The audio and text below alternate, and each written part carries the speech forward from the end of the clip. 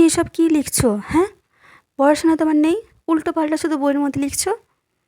কেন জাঙ্কুক, আমি তো তোমাকে ভালোবাসি, এটাই লিখেছি। আমি কি ভুল করেছি?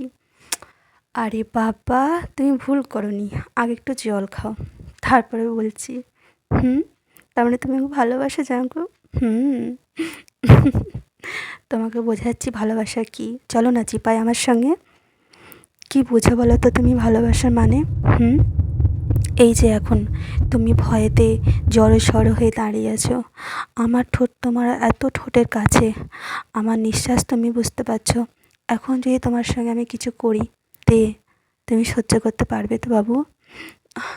জাঙ্কুক, इश्क मेरा बेझिझक है, तुझ पे ही तो मेरा हक है। জাঙ্কুক, তোমার সব অধিকার আমার উপরে। হ্যাঁ, তাই খুব মোডে মনে হচ্ছে রে বাবু সোনা। কি হয়েছে? কিচ্ছু না, তুমি খুব সুন্দর জাঙ্কুক। হুম, তুমিও তো খুব সুন্দর বেবি। তুমি স্ট্রবেরির মতো। লা লা লা লা লা লা লা লা লা লা লা লা।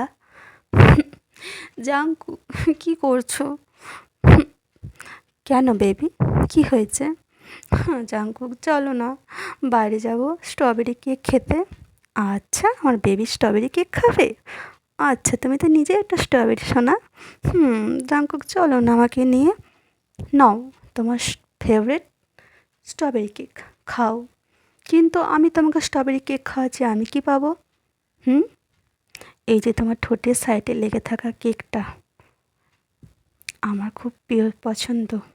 তুমি কি খেতে দেবে তোমার ঠোঁট? জাঙ্কুক, তুমি সবসময় শুরু হয়ে যাও, চুপ করো না।